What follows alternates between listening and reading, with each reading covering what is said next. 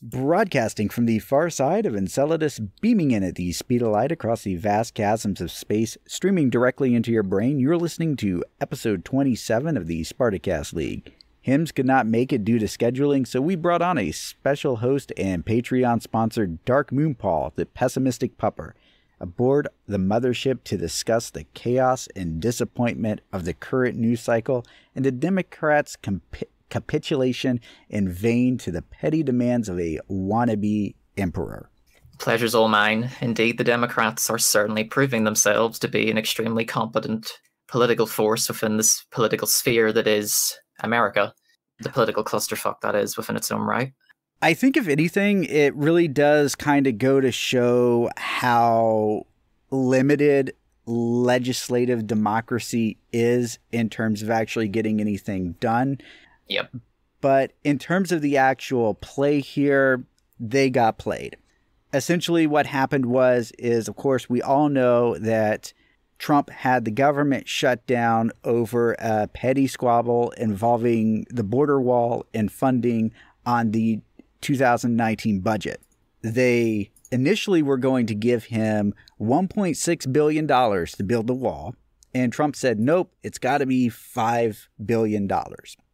And they went back and they said, well, you could take the 1.6 or you could take nothing. And he said, I'll take the 5 billion.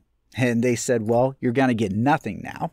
And then, of course, the government was shut down because Trump decided that there wasn't going to be a deal unless he got his way.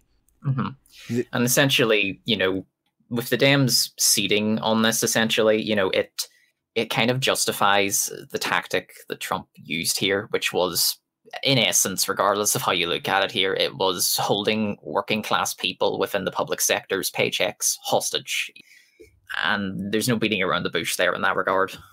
Right. What actually stopped the shutdown to begin with was the protest of federal workers threatening to strike. But he did it at a very strategic time because the State of the Union was coming up. So he was able to make it look like he was acknowledging the Democrats and saying, I'm going to give you more time to be reasonable. And of course, the Democrats took that and used that as an opportunity to recraft a bill. But then in doing so, inserted language in there to provide $1.3 billion for the wall that they said that they were going to give nothing. And then it turns out that Trump does what he was going to do anyway to get the remainder, and that was declare a state of emergency, usurping the congressional authority over the Treasury and allowing himself to appropriate those funds, which is totally unconstitutional. The point of the matter is, as well, an influx of supposed migrant families at a southern border does not constitute as a security crisis in any way. It is much less any kind of emergency in that regard. It is literally a Trump emergency within its own right in order to further his own political gains.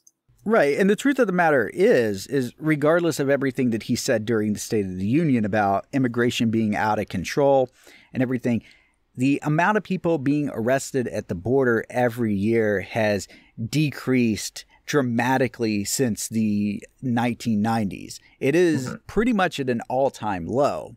Yeah. And historically speaking, it is as low as it's ever been. Mm-hmm. And I mean, this is the idea really of his entire ideology. It has been based upon principles that haven't even been solidified by actual evidence, including that of his supporters who are constantly complaining about the quote-unquote illegals entering the country. There's not a lot of proof to suggest that there has been an increased influx in quote-unquote illegals within the country in the first place. So in essence, you're building a wall purely as a monument for your own ideology. And this is why the wall itself is a monument towards white supremacy. What you were saying about how there's this disconnect here, what you were implying here between Trump and the truth, kind of was a big theme all through the entire State of the Union, though. Yeah, and, this has been solidified by a lot of the things he stated within the State of the Union, primarily based upon socialism in America and the GOP's awareness, if you will, of the rise of socialism in younger generations within the country, particularly with him stating, I quote, that America will never be a socialist country, which is quite to the contrary, I feel, because socialist ideas, as we all know in America, since the last decade really has increased dramatically over time in such a short span of time, if you will, with 49% from recent polls indicating 49%, including that of non-Democrats, have shared favorable views of socialism, and socially democratic candidates for that matter. Well, in fact... Well, maybe what he was trying to say, if I want to be optimistic, is that he's right. We'll never be a socialist country because we're going to skip directly to communism. Can we do that? I mean... Well, I mean, you know, do we need to get the guillotine out as quickly as possible? Or, you know, like, don't have a problem with that personally, but you get the idea. Just his entire 90-minute speech, which, by the way, was the third longest State of the Union address, only surpassed by, I believe, himself and President Clinton. But President Clinton was a talking man. Let's be honest. To be fair, yes. But getting back here to the whole disconnect between reality and what he's saying here is that so much of this it's a twisting of facts. He's cherry picking when he's not outright lying. And he was presenting this whole myth, if you will, about how great the economy is doing. When on paper, it's true the economy is doing great if you're wealthy. Yes, if you're wealthy, but there's no proof, if you will, that the tax cuts, for example, on the wealthy that are supposed to encourage competition among businesses and all that, there's no statistically significant proof, if you will, that this has increased employment levels within the country, nor has it actually improved the economy. In fact, the only thing that has really improved a lot of aspects of the economy is the increase in government spending within the public sector in certain areas. Not because many within his cabinet decided, oh, let's fuel the economy by increasing the competition among businesses. It hasn't really improved anything. In fact, it has led to a drop in certain aspects of the economy within its own right. So... yeah, and then, of course, the real State of the Union is 40% of Americans are one missed paycheck away from poverty. And there are numerous articles on this particular subject that show that this is the case. Most Americans are just one mistake away at the job from being kicked out on the street. And that should be unacceptable.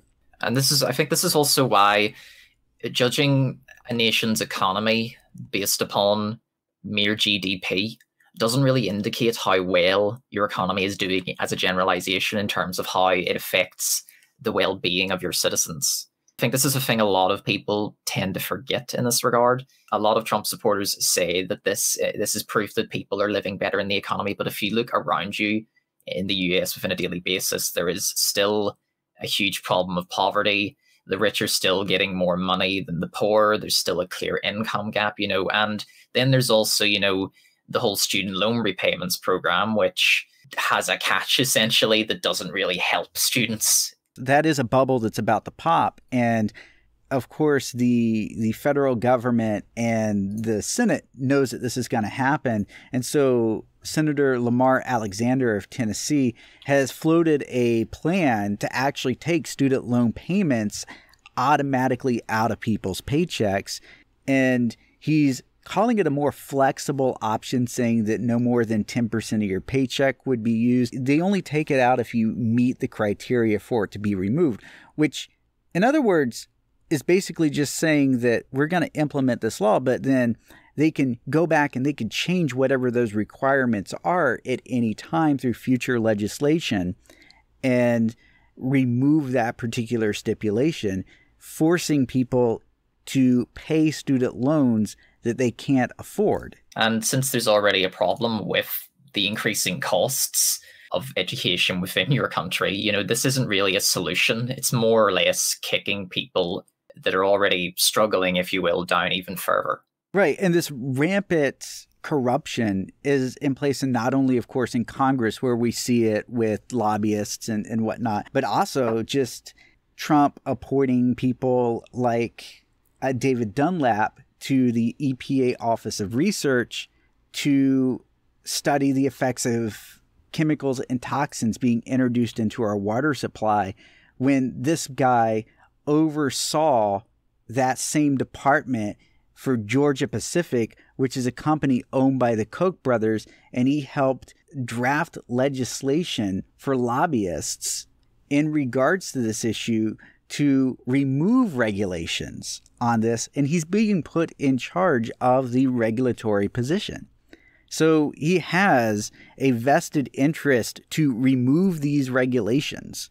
Certainly a win for the free marketplace of ideas in that regard. Right. And of course, it's the same issue with Betsy Devos being placed as the Secretary of Education. And she is a major player in implementing charter schools around the country and privatizing the education system. It's the same type of corruption. That's the real state of the union is that lobbyists, business people, they're the ones driving our legislation, which is why it is important and also imperative that we understand that legislation is not the magic bullet.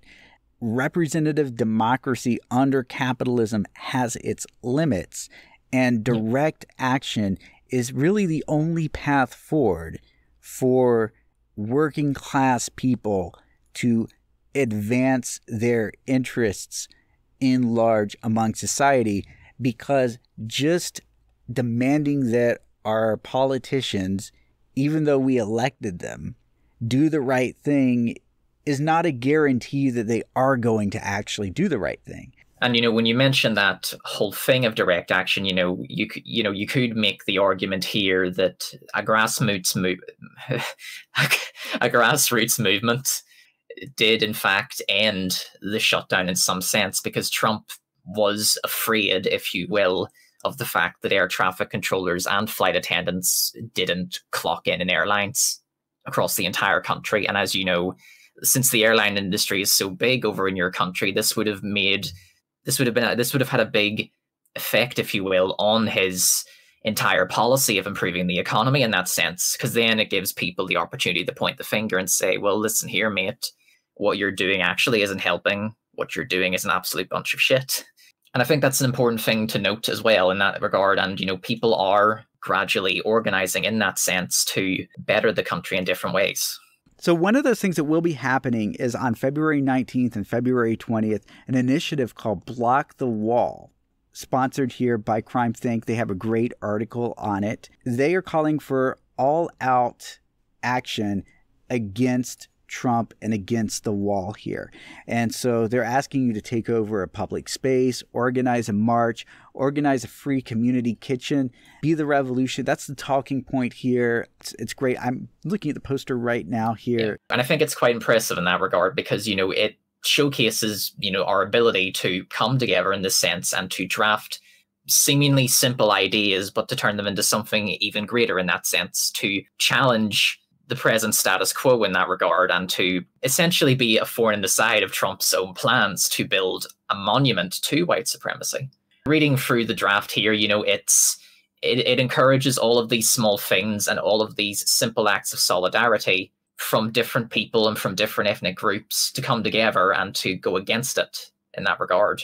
I highly recommend people, we'll leave a link obviously in the description here, to provide a look at this, because it is quite an impressive initiative, and I really do think people should consider it and take it on, because I do think a grassroots movement, an even greater one than the ones we already possess, is needed, especially in such a dire situation.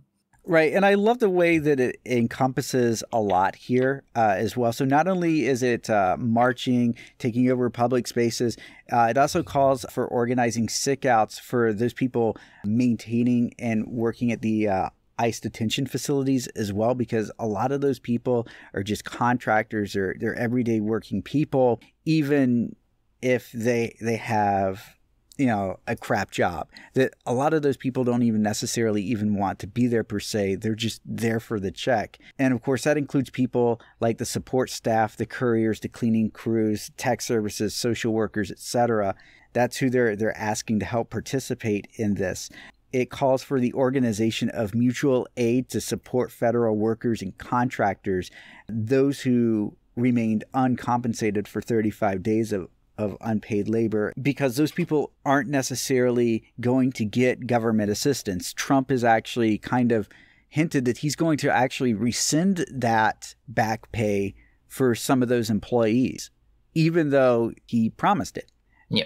You know, Trump stiffing workers is something. It's part of his thing. It's part of his thing. He's well a businessman, and he's essentially, you could argue he's a stereotype of a traditional capitalist in that sense. He is exploiting people. He is making empty promises, and that has been the case time and time again. And that's why I think a lot of people, especially former Trump supporters, they have over time, at least I've noticed from various groups of people, they've gradually lost faith in his ability to govern in that sense. And then the third point of this one is very interesting. CrimeThink is saying that we call for direct support for migrants and border struggles. There are multiple initiatives already demonstrating hospitality to migrants and physically defying the border that separates the United States from Mexico, from autonomous kitchens in Tijuana to indigenous-led anti-border camps in Texas. It looks like this is an all-encompassing way of bringing together everybody, yep. Natives, immigrants, be it legal or otherwise, and anybody that wants to help the cause. It's about letting those people know that regardless of where they come from, they are welcome and nobody is going to tell them otherwise in this regard. And I think that's why something like this has potential and why things like this need to be taken on more and developed more over time. Right. And that direct action defiance against the system itself is important, because we can't wait for government, because oftentimes it is government putting its boots on our necks, preventing us from doing this kind of work. Mm-hmm. And we've seen that where local police, they go out and they shut down initiatives to feed the homeless in public parks and whatnot. Yep. They tell you you can't be here because you don't have a food handler's permit. That kind of thing is very common in the United States, and I presume where you are in Ireland. Correct? Where I am, yes. The police over here have been getting a bad reputation as of late too, recently as well, with regards to people who are trying to help not only the homeless, but for those in particular also protesting against, say, climate action and so on. There has been clips even of police vans driving into peaceful protesters in London, for example. The police have been spying on left-wing organizations in the UK for a very long time, compared to right-wing organizations in this sense. I mean, a recent study by The Guardian, I believe, indicated that only 3 far-right groups in Britain were infiltrated by the police, while the rest of those groups were progressive or left-wing. So there's a clear bias here in both the US and in the UK, and internationally, really, in some regard, that the governments of the world are essentially worried about the rise of left-wing groups, not necessarily far-right groups, because, again, these far-right groups are maintaining the status quo in some format. It's widely shown that police officers do empathize more with right-wing extremists.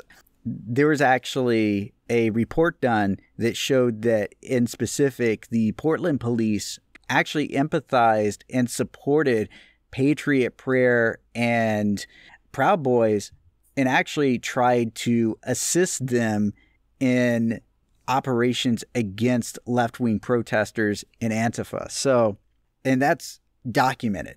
I did think it was important to mention that, the police over here have been cracking down on groups recently, especially even like Extinction Rebellion. You can say what you want about that, but people have been getting shit from the police who are in that group, if that makes sense. The police did drive a van into fucking children. These were school kids, mind you, high school kids.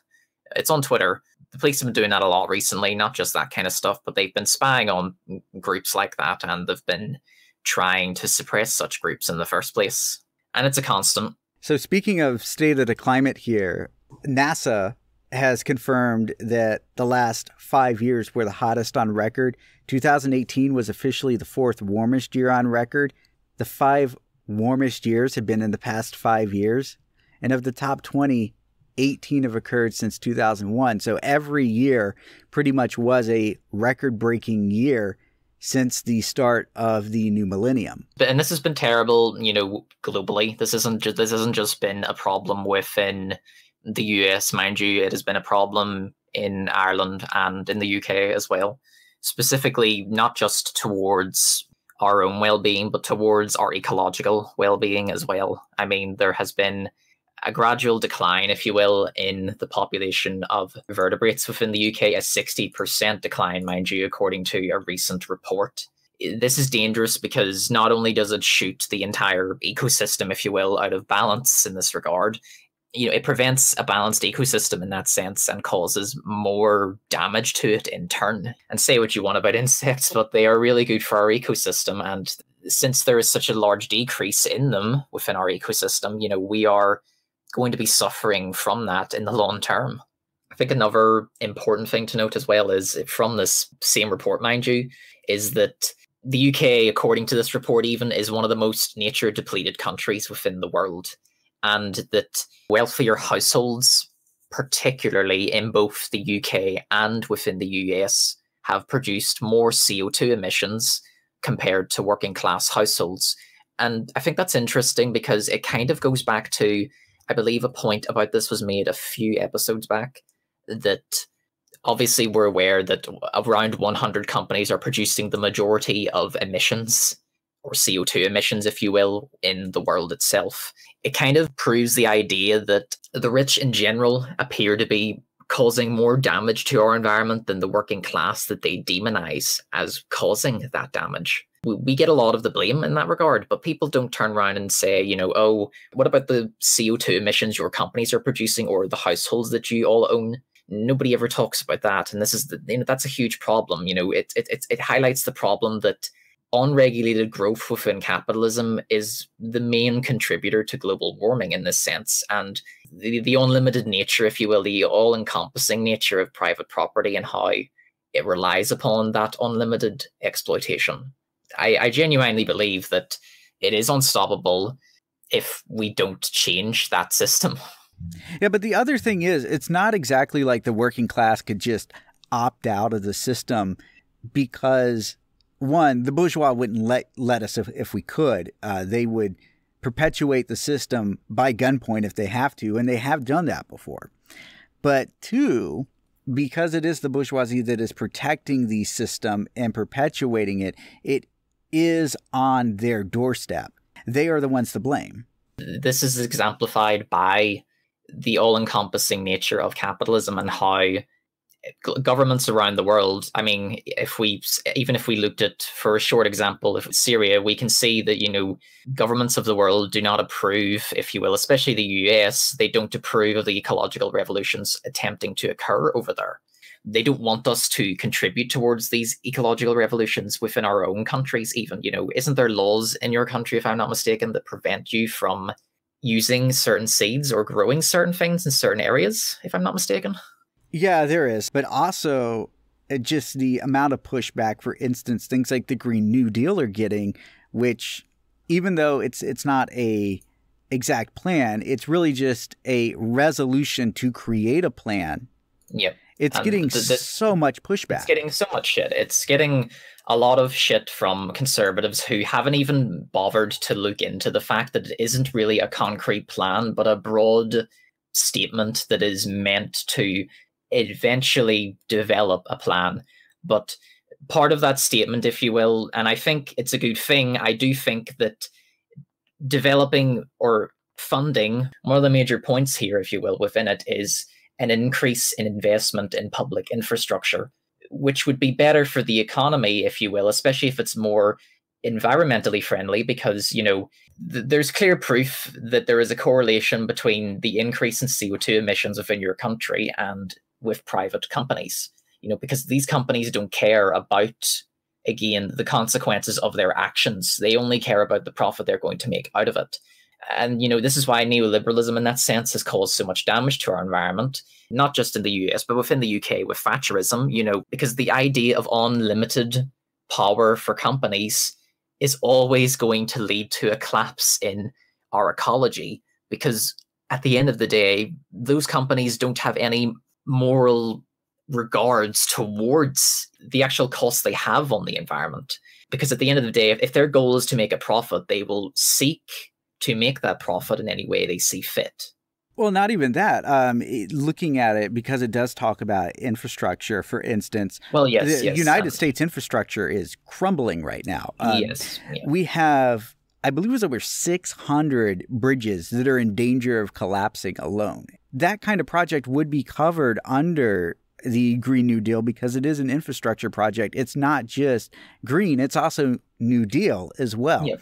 And part of the Green New Deal is, in fact, creating and building up the new infrastructure that's going to power this country going forward this century, because we've let so much of the old infrastructure crumble down and is no longer useful going forward. And an example of that would, for instance, be like our train system, where we don't really have a train system in the United States pretty much for passengers.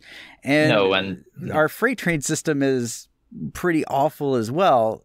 Even though it's designed for freight, it's still extremely old and ancient by comparative standards in Europe. Yeah. Even compared to the UK, and don't get me wrong, we have a very privatized transport system, which is severely outdated compared to a lot of other countries within Europe that use public transport systems, such as socially democratic countries like Scandinavia.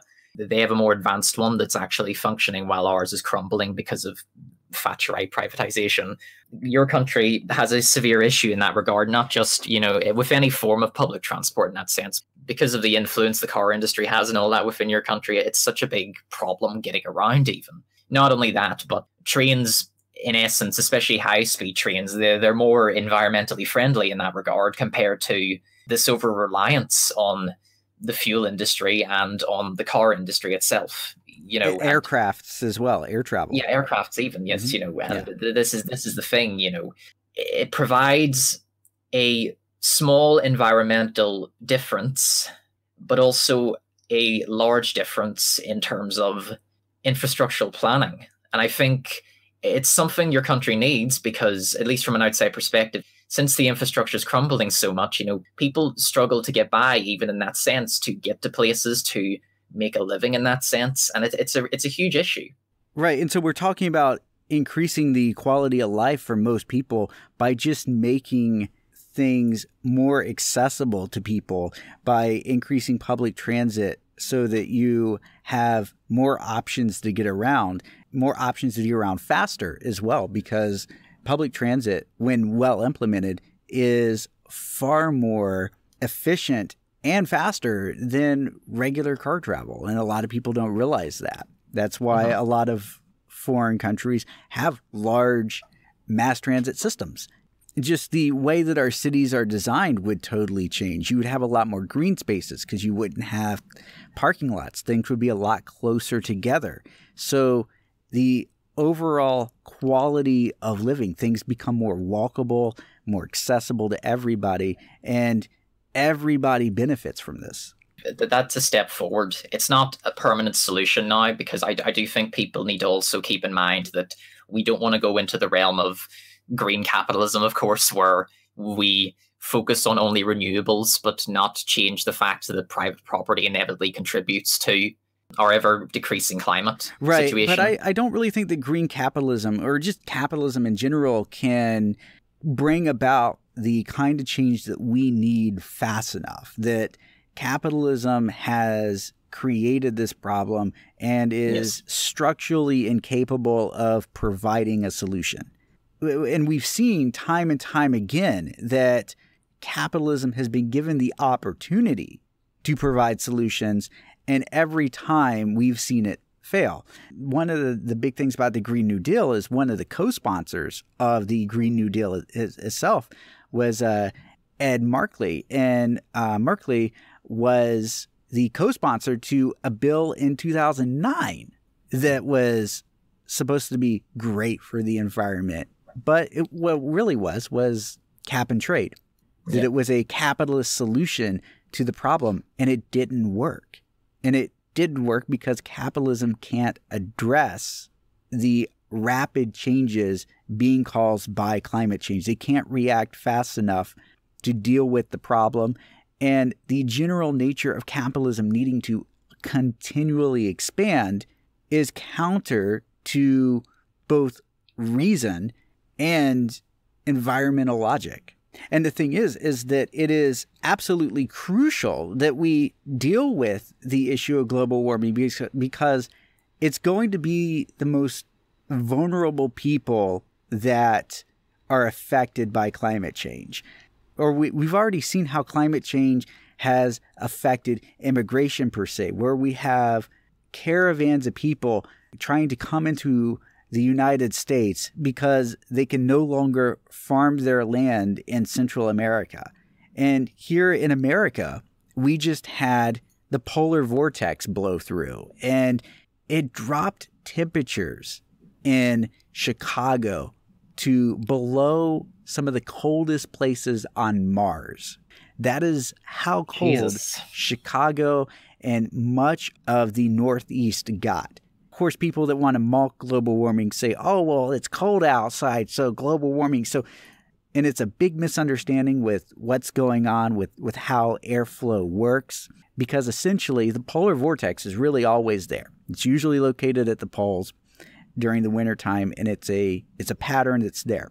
And what is going on because of global warming, warm air is moving up towards the poles and displacing the polar vortex so that it goes south, because when you're at the pole, the only place you can go is south.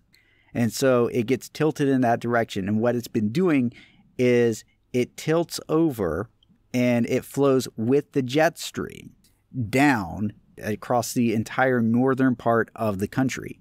And that's what's going on. It's dropping those temperatures down to what you would see normally in the polar regions, while on the opposite side, mostly in Siberia and the Pacific, that's where your warm air is coming up from.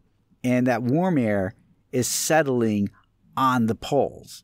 That kind of highlights how misinformed a lot of climate deniers appear to be about the actual situation that is occurring because of this, that it's not really a matter of weather, if you will. It's not simply a matter of, a wee bit of snow here or a wee bit of snow there. No, it's an entire phenomena that is occurring right in front of us. It's a much greater phenomena. It's literally the disruption of a entire weather system. This is the beginning of the collapse of the weather system as we know it and as we expect it to work. Because these kind of events didn't used to happen that often, and now they're happening every couple years. What's going on here and what we're seeing is that our nation's not prepared to deal with this kind of weather. In particular, inmates at a New York jail in Brooklyn, 1,600 of them, were locked in their cells, freezing cold, given cold food, cold water. Their uniforms were basically smocks like you would wear in a hospital. Most of the staff wasn't even there to attend to them. So this prison was basically working on a skeleton crew, trying to facilitate the needs of these people and being unable to do so. Yep, and in an already terrible prison system that is certainly available over there, that continues to use slave labor against prisoners, to dehumanize prisoners, and to essentially treat prisoners like human cattle. You know, it's truly awful to see that there's such a disregard for the most vulnerable people in our society in this sense. People also don't realize that this isn't just happening in prisons as well. This is happening on the streets with people who have nowhere else to go and are forced to use their wits to survive in that sense. A recent article by The Mirror, in fact, in my country, mind you, describe a situation in which a 47-year-old homeless woman who was pregnant, along with her partner, have been surviving rough sleeping in Northampton, basically, since before Christmas. And in the freezing cold, mind you, in temperatures that drop way below -10 on occasions. And these people are sleeping on the streets. And although these And although this woman, for example, she and her partner were used to doing this, because a lot of them are, and a lot of them adapt very well to the situation. Unfortunately, she was pregnant and her unborn baby could not survive the freezing cold temperatures. This isn't just happening to pregnant women. This is happening to a lot of people in our country as well. If it's not people starving in front of the House of Parliament, it's people freezing on the streets and their unborn children. Yeah, well, over 60 people died in the United States due to the polar vortex. And most of those people were homeless people. So it is a well-documented phenomenon that when this stuff happens, that people do die. And if it's not in the third world, it's our most vulnerable people within our own Western society. You know, one major talking point with the right is, you know, how much they love our unborn children. But here's a pregnant here woman. We are. Here's an example where, right. You know, unborn children are freezing on the streets, mate. And you're sitting here complaining about somebody's right to bodily autonomy. And this is it, really. It's the denial of certain rights for their own particular ideology, not because it's right, but it's because of their own egotistical needs. Right. And also it goes to show that they don't really consider a lot of these people actual human beings, that they're not the same. Yep, and you know, this of course again comes down to class relations within our society and capitalism itself, and how it's so all-encompassing that it separates the working class from itself. It needlessly divides the working class in a way that encourages them even to dehumanize their fellow man, when at the end of the day, the real exploiters are the ones who sit up top with all of their funds and healthy living. People in the UK especially, they really don't realize how bad it is here as well. It's really bad. So moving on to our main topic here tonight, Venezuela. I will tell you, it's a clusterfuck. Oh, that clusterfuck. Can't wait to open that can of worms. Yes, as I like to say, one-word socialists, Venezuela. Yeah, I know. Daddy US wants to go back into Latin America and get more oil, because Venezuela has a lot of oil. Big surprise. Well, it's about controlling the resource itself. So we have plenty of oil in the United States, and we have access to plenty of oil in other countries. But it is about controlling the resource and having unilateral control of that. That's how the American empire works, is through unilateral power. Yeah, and this corresponds to not only your extensive military, but also the political power you all have within each country, and your ability to fund various coups without much difficulty. Essentially, an opposition leader, Guaido, essentially, has declared themselves to be rightful president of Venezuela compared to Nicolas Maduro. Nicolas Maduro, mind you, folks, was democratically elected by the majority of the Venezuelan people during the last election. The majority of these people who voted for Maduro came from working class backgrounds. You know, they came from poor families in quite impoverished neighborhoods. A lot of Chavistas historically did after Chavez came to power, after the awful neoliberal period in Venezuela. A lot of these people who support Maduro even today and want to continue the economic reforms that have been occurring within the country support him in that regard, while on the other hand, the majority of people who support Guaido are from upper middle class backgrounds who wish to essentially, profit off of the misery of privatization that is already being caused within the country itself. A lot of people don't note this, but one of the major food distributors in Venezuela is privately owned, and they have control over all of this food in that sense, compared to the actual people themselves. Right, and so what's going on here is these private owners are essentially using their power to create shortages within their own country. They're doing essentially what is said of the kulaks, where they said that the kulaks also burned the grain in the silos, etc., during the Ukrainian famine. which it situated a already bad situation. And we're kind of seeing that right now with the capitalist class in Venezuela doing the same thing, hoarding food, letting it go bad, letting it rot, destroying it, taking in aid, storing it away to where people can't get access to it, and then blaming the government when people don't have anything. It should also be noted that there is a huge racial divide within Venezuela as well. So not only are the opposition richer, but they're also whiter than the rest of the country. So in a manner of speaking here, the opposition is essentially just a white supremacy movement within the country, very similar to what we see with Donald Trump and his rise. And let's not with forget, his of course, supporters, yes. And let's not forget, of course, the situation in Brazil as it is with Bolsonaro. And with Bolsonaro, and also in Colombia as well, the right-wing government there. So Venezuela is right now surrounded by right-wing antagonistic actors right now. So when the story comes in that Venezuela denied aid coming into the country over a bridge that they blockaded, what they didn't tell you is that bridge had been blockaded for a long time. That entry port into the country was already shut down. Mm-hmm. And that aid was being denied in because it was coming from a organization that was known to smuggle arms into the country. That they'd already been caught doing that before. And so they had every reason to suspect that there could be something up with that.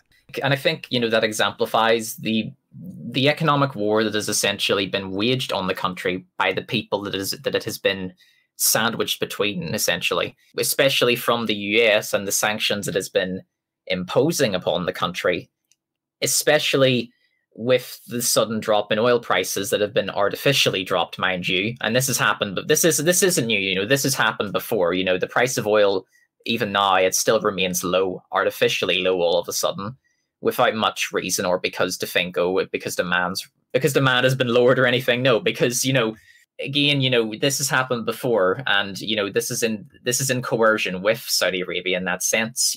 They've done this before by expanding its oil production apparatus.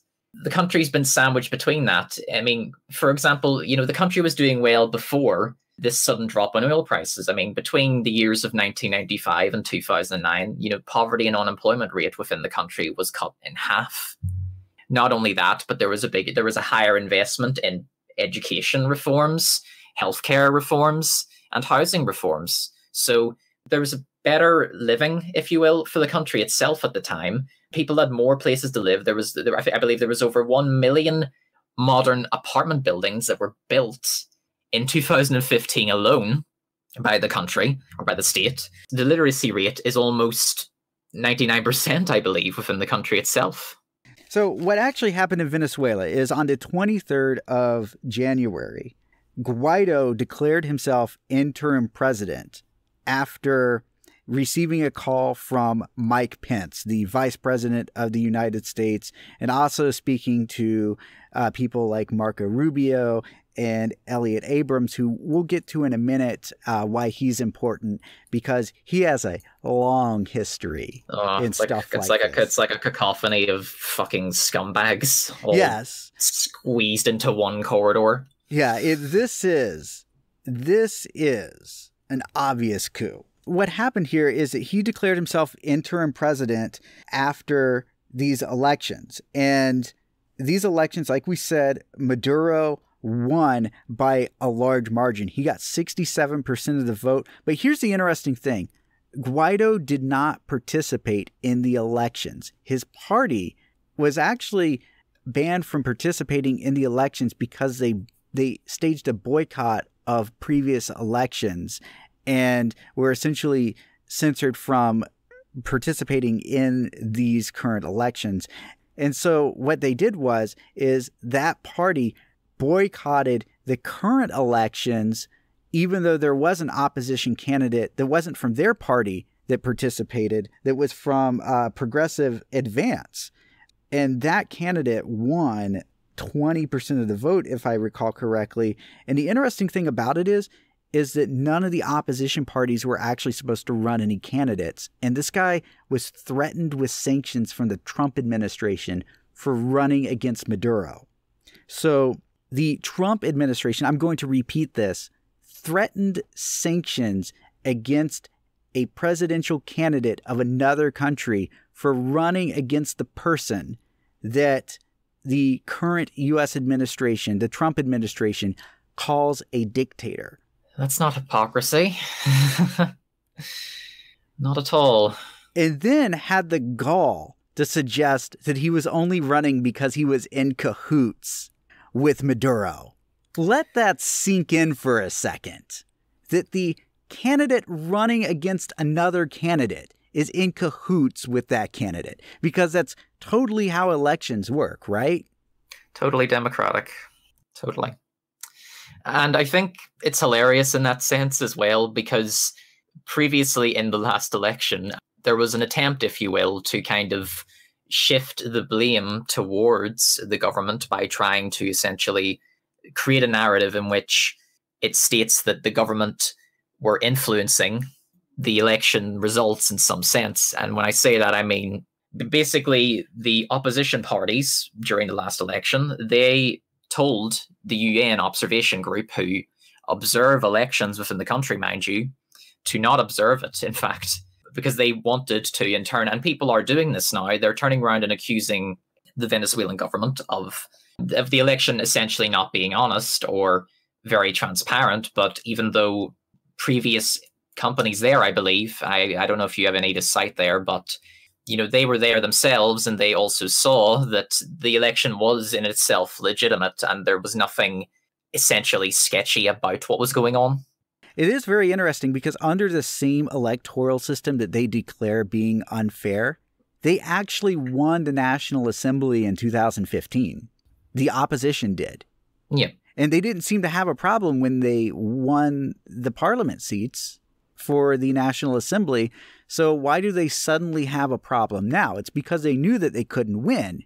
And then to top it off, it turns out that this Guaido guy has quite the interesting background here. For instance, and let me just get out my notepad here because you guys are going to be in for a ride here on this one. On the man who appeared from nowhere. Yeah, I mean, this guy essentially just appears from nowhere. He's kind of this like mid-tier politician guy that's part of this party that he helped found. Almost nobody in Venezuela knew who he was. It turns out that this guy who just comes out of nowhere here has a very interesting origin story to him. It looks like his political career basically began pretty much in 2007. He went to enroll in the governance and political management program at George Washington University, and his tutor under that program was actually an IMF director, which is very curious because right now, one of the first things that he has actually done as interim president is essentially fire the board of Citgo. And he's looking to replace all those individuals with people close to him. And on top of all that, he's trying to get loans from the IMF, which, of course, we all know who the IMF, the International Money Foundation, is.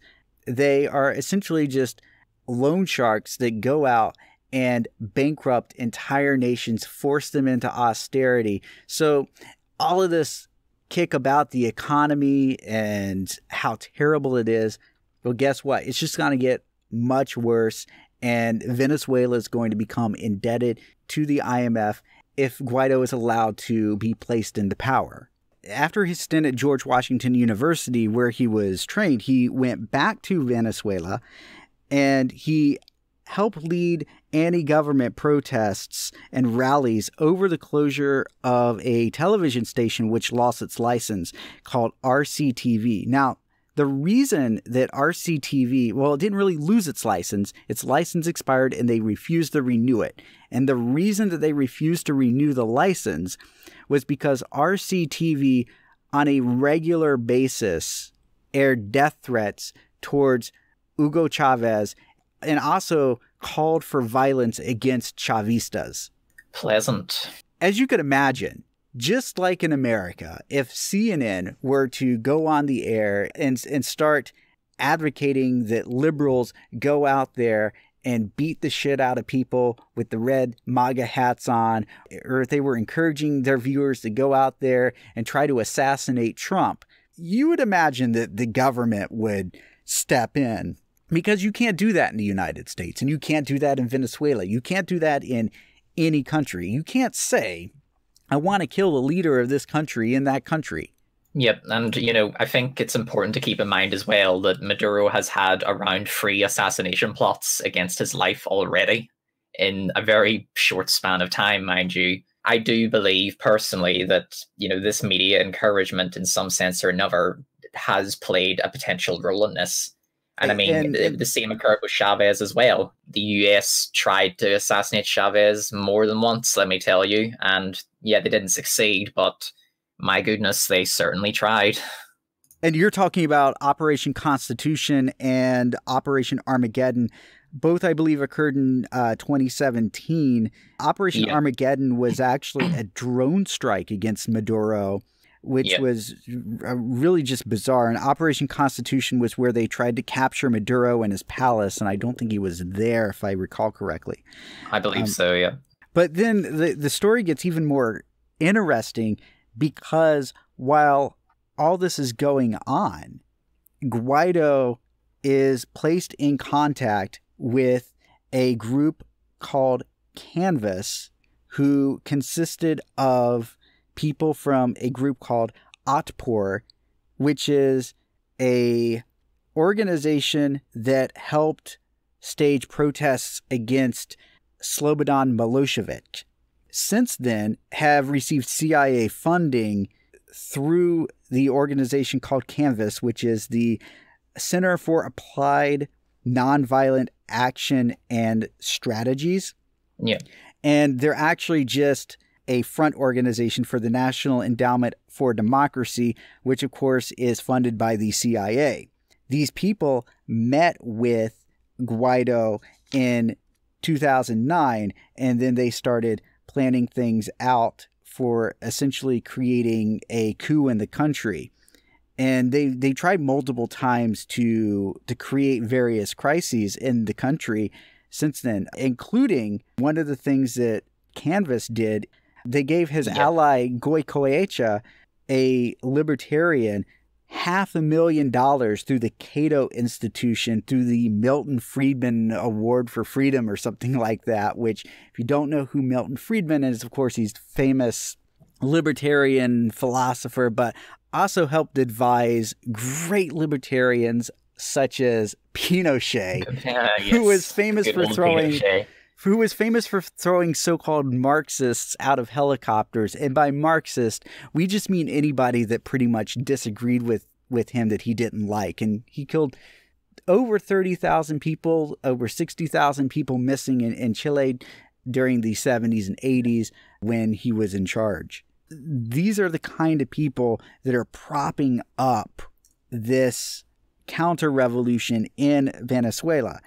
Essentially what happened was Goicoechea got this money, used it to fund his political network, and him, Guaido, and another man named Leopold Lopez, who also has very questionable connections with the National Endowment of Democracy, interestingly enough, was descended from the first president, and he was cousin to Thor Halvorsen of the Human Rights Foundation, which is a foundation that's also funded by CIA money to execute regime change and create propaganda.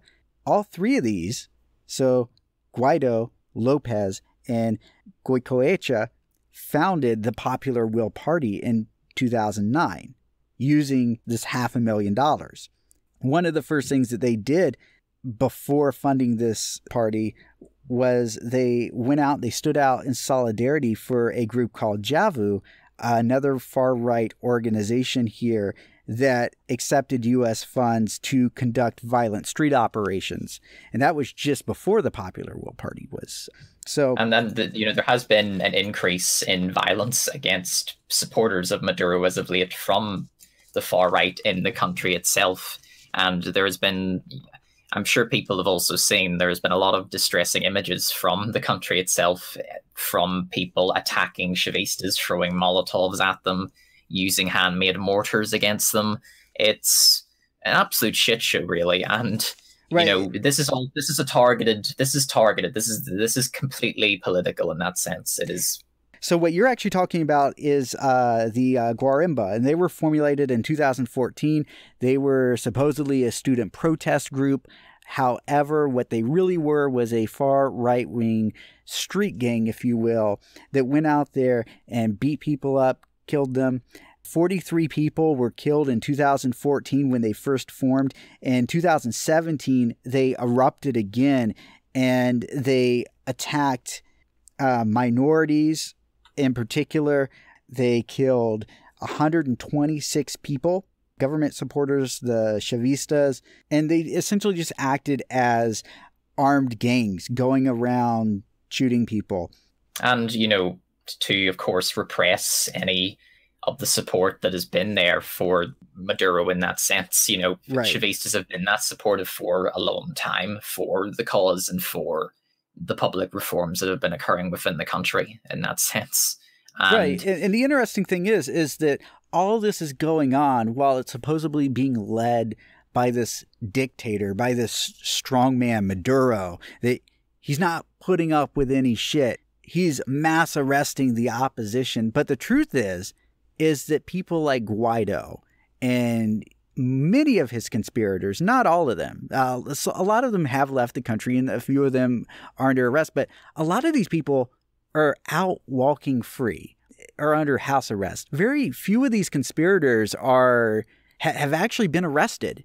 And I can't think of any country that is so generous that they would allow for the opposition behaving this way and conducting themselves to this, trying to overthrow the government violently, to allow these people to do this and just simply walk free. I can't imagine a dictator doing that. I think that highlights kind of the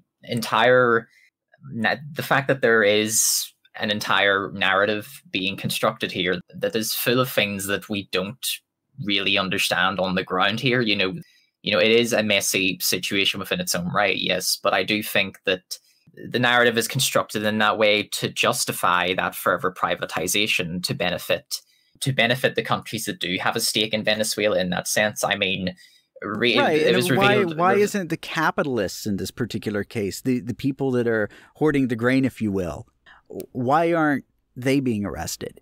I mean, that's the thing. There's a lot of questions here that if this guy is such a strongman dictator and if he has such a grip on the country, then why is this stuff being allowed to happen in the first place? Yeah, and that's mostly because, it isn't necessarily that. The thing is as well, 65 countries so far support Guaido in this sense, but the UN itself, interestingly enough, appears to back Maduro. They still recognize Maduro in some sense.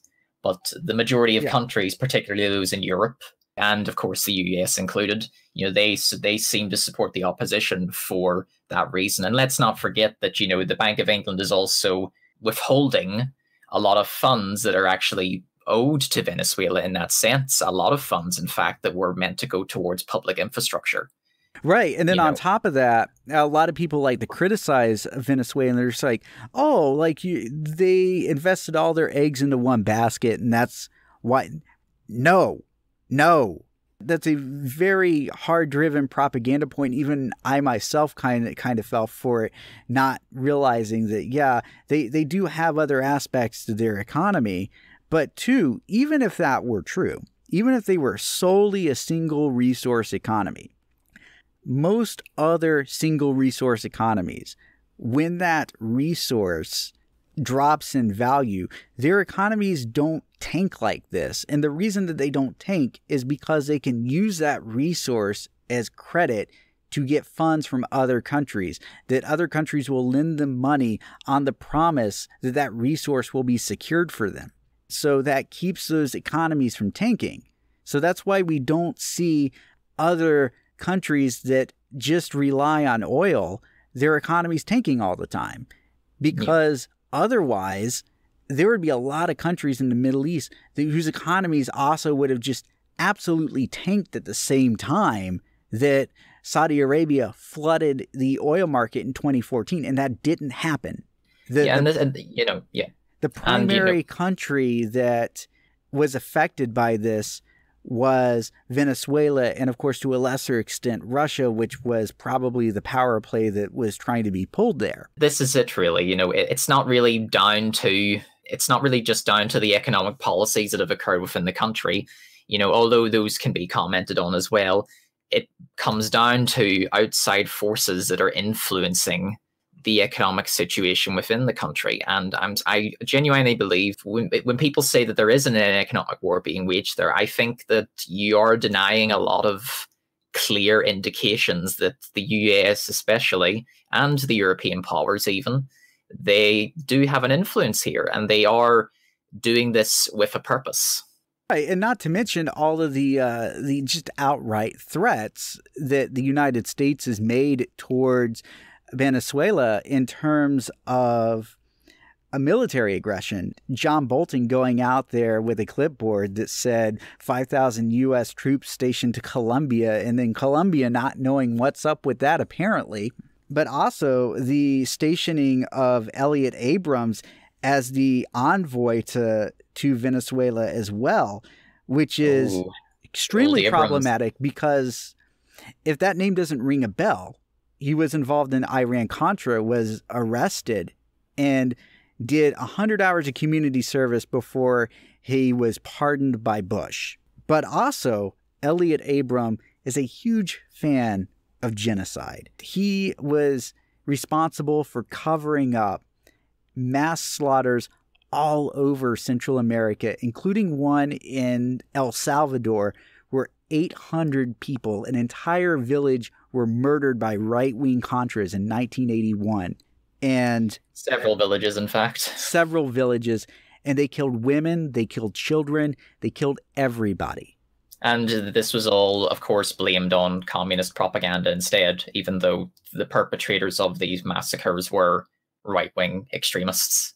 You can see a clear pattern here in the sense that, of course, Trump would hire such an individual for such a job because of his reputation and because of his ability to influence the political matters of a country or the opposition leaders of a country in such a way. Right. And so it becomes very clear what is going on here once you take a step back and look at the long picture and look at just how deep the CIA is involved in it, where so much that the founder of the Popular Will Party, Lopez, is related to somebody whose group gets CIA funding to overthrow foreign regimes. It's so unspeakably corrupt and disgusting.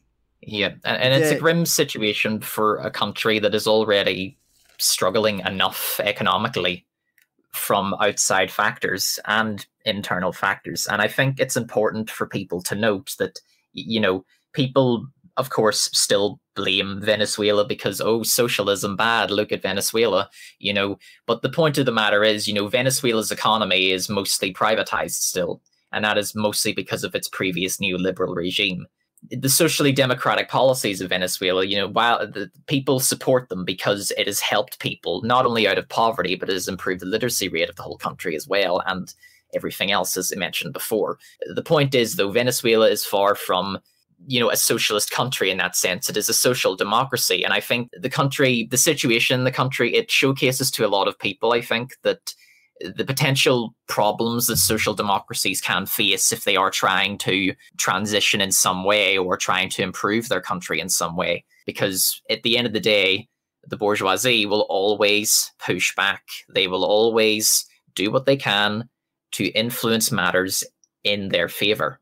Right. And so, one could actually say that this is a primary case as to why we do need a dictatorship of the proletariat, so to speak, regardless of what you think of the term, because it's not generally meant to be taken literally in the modern language, but just a force of the working class as a state institution, overthrowing the bourgeoisie. That's what that is. And it could take many different forms. So it doesn't have to necessarily be a literal dictatorship.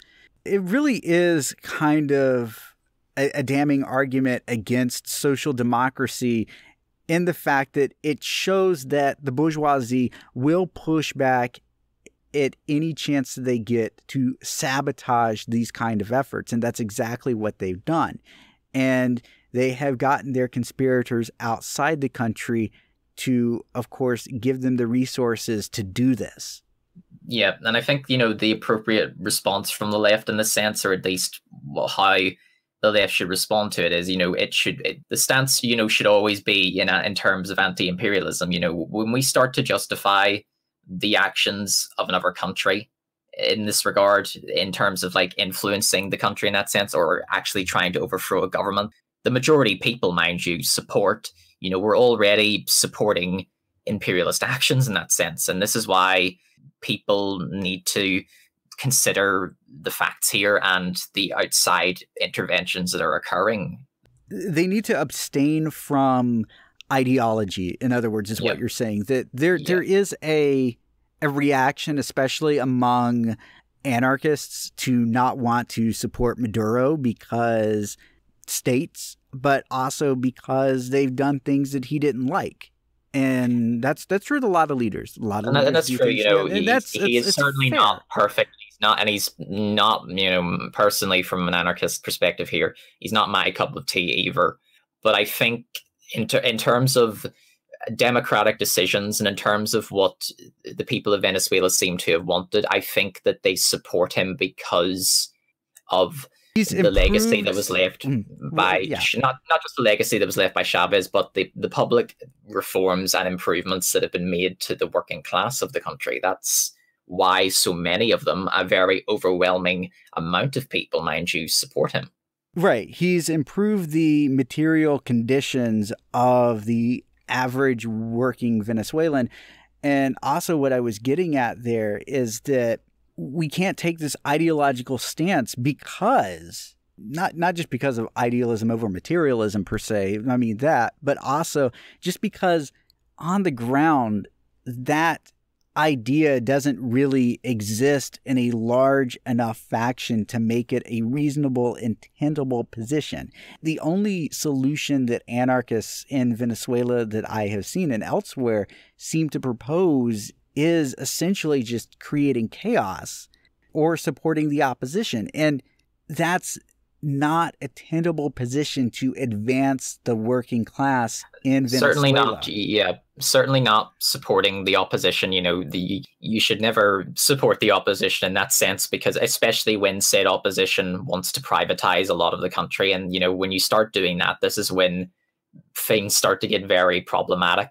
And I think that's an important thing to note because, down on the ground, ideology isn't as clear and as black and white as we make it. And, at the end of the day, this can be seen elsewhere as well. It can be seen, for example, in France with the Yellow Vest movement and the recent developments that have occurred with that, which I'm sure you've also seen quite a bit of from an outside perspective, of course. Yeah, and so you are absolutely correct in that. And also, we do need to make sure that the positions that we promote are tenable positions, that they don't come out of ideology, because otherwise we are just shooting ourselves in the foot. And we're not forwarding the advances of the working class. Instead, we're becoming a detriment to them. And we should be standing by the working class in Venezuela, which is ostensibly mostly in favor of Maduro. And even if you don't like Maduro per se, even if you don't like his policies, even if you don't agree with what's being done here, for now, this is the tenable position. And that doesn't necessarily mean in the future that position can change. It's just right now, this is the solution going forward that's going to do the the most benefit in aiding the working class. Yeah, and I think, that is important to note because, again, the Yellow Vest movement in France has had recent developments as well. And, arguably the Yellow Vest movement isn't, strictly speaking, it isn't really an ideological movement. It comes, people within the movement itself come from various backgrounds and ideological predispositions. Yes, there are genuine leftists within the movement, but at the same time, there are no strict ideological groups within the movement that are trying to put their aims above the movement in that sense. Instead, they are focusing on, as we've all seen in the past while, pragmatic solutions for austerity problems within France or with fuel taxes and so on. It's a much broader movement in that sense, and I think that kind of exemplifies that problem of remaining too focused on your ideology rather than attempting to focus on the pragmatism surrounding your ideology in that sense. Yeah, and I actually think that a lot of interesting things have been happening within the Yellow Vest movement lately. For the first time in the Yellow Vests' history as a movement, they actually worked together with a union, the big communist union in France, the CGT, the big infamous one. And took part in strikes and marches because the CGT called a general strike. And part of the reason that they did actually join forces with them is because the French government decided that they were essentially going to crack down on the Yellow Vest movement. And they were drafting what were called anti-hooligan laws to essentially outlaw the protests through doing things like making it illegal to cover your face in public, and those kind of just general laws. So a lot like what we see in the U.S. with anti-Antifa laws. Oh, yes, those fun laws where masks are apparently an indicator of being a domestic terrorist now. Yeah, and, we've all seen how the police in France have been treating the members of the Yellow Vest movement. They've been seriously injuring people with God knows what chemicals. They've been beating people. Tear gas. People have lost eyes. A guy had his hand blown off fairly recently. Just some really, really nasty stuff there. The violence has just really ramped up over the past few weeks. I mean, we were starting to see police violence occur towards the last episode when we had discussed it, and since then it's kind of only gotten worse in terms of police crackdown. So it seems like there's only one direction that this will go because these people aren't going home. And conveniently enough, the Yellow Vests seem to have their own opposition called the Red Scarves now, which seems to be a big on social media. 21,000 followers on Facebook, but only 10,000 of them only 10,000 of them decided to actually go out to the actual protest, whereas there were 69,000 Yellow Vests that took part in the protest nationwide. It goes to show that was even a small minority of people, and most of the Red Scarves apparently weren't even necessarily pro-Macron in so much as they just wanted the Yellow Vests to stop because they wanted to get to work, and they're tired of all the calamity that's being caused. And it's understandable and it's tenable, but it is interesting just how convenient this thing was put together. How odd it is, and why they would call themselves Red Scarves. I mean, what's left wing about them exactly? Like nothing. It seems like a very odd choice of name even. So. But yeah, it's interesting how such an opposition suddenly shows up in that regard without much tenable reason other than because I just want to get to work, mate. It very much is, but going back to this though, I really do think that the Yellow Vests are going to have a very interesting future if they do stick with the union workers, and if they can get over that anti-union right-wing hump that they were initially launched from. Because really, the far right in France, in terms of the establishment, has actually went out and denounced the Yellow Vests. They want them to knock it off because they are a detriment now to getting the far right elected in France. And of course, a lot of these yellow vests are no longer right wing, as we've seen with much of the graffiti that's around France that's being left behind with the guillotines. Yeah, it does seem like, quite a mix of ideologies in that sense. But I do believe that a lot of people in it do seem to be quite left wing, and there has been. I mean, you could make the argument that there has been some sort of transition in terms of maybe political positions in that sense. A lot more people in it compared to conservative beliefs, at least from what I've seen. They seem to share very left-wing beliefs as a generalization. And so the impressive thing about the Yellow Vests actually getting together with this union is over 300,000 people took part in these strikes and marches. This was quite the general strike. This is something that would be nearly unprecedented, even in the United States. It would be really hard to get 300,000 people to commit to doing a strike. Yeah, and the same is in the UK as well, especially with our anti-union laws that have been persistent since Thatcher died and all that.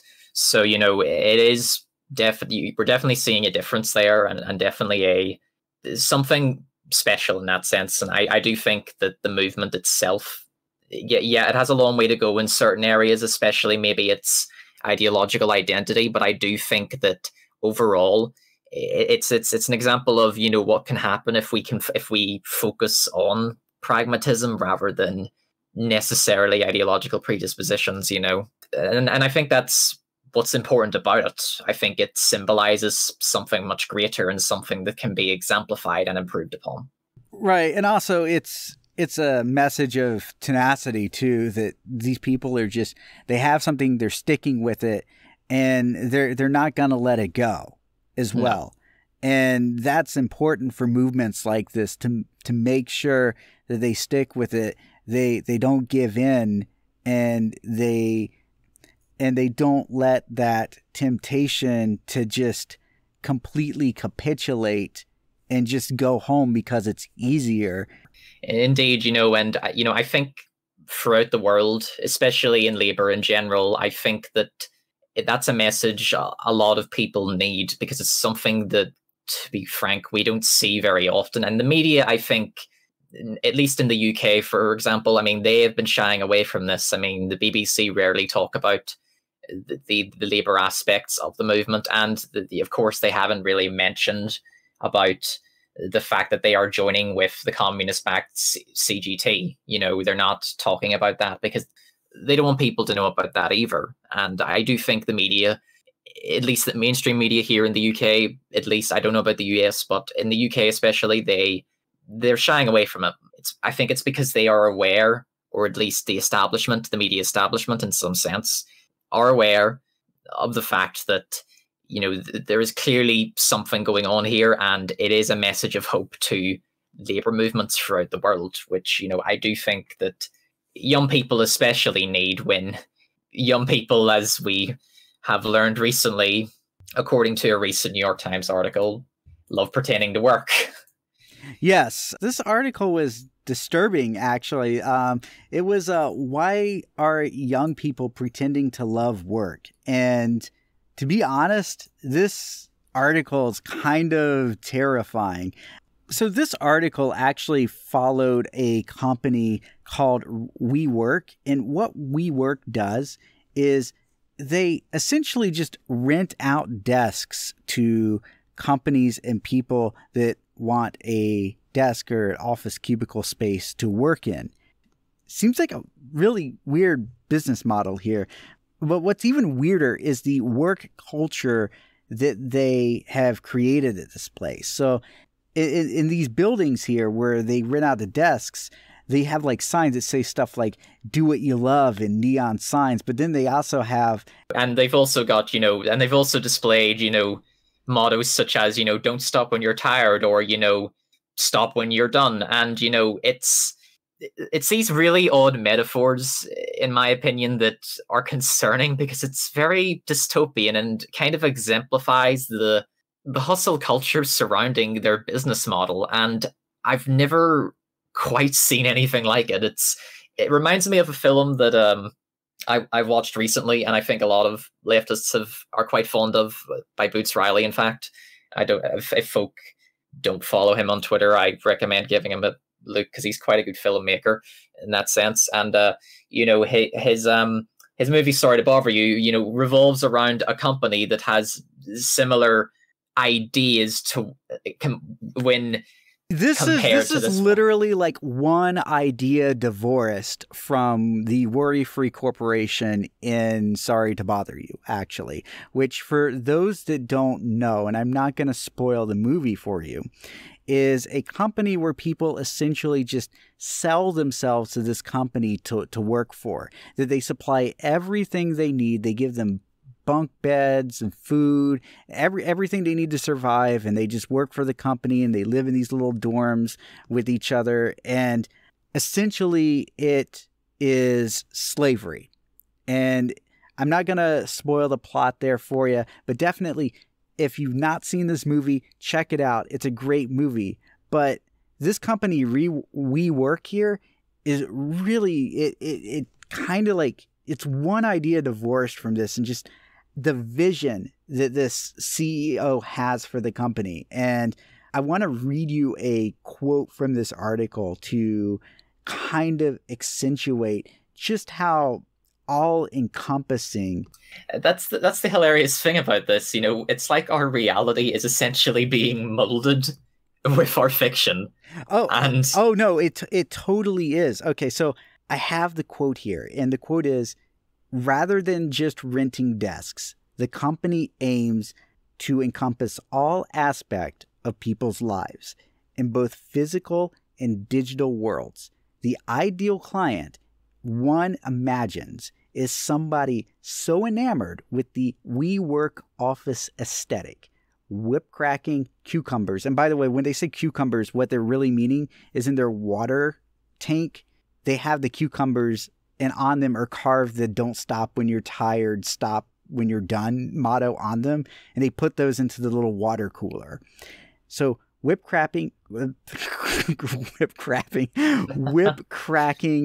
cucumbers and all, that she sleeps in a We Live apartment, works out at a Rise by We gym, and sends her children to a We Grow school.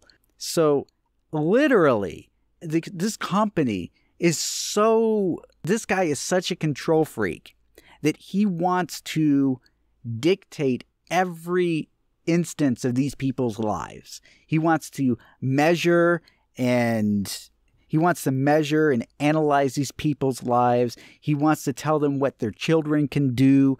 This is literal corporate slavery in a vision. This is essentially the villain from Sorry to Bother You.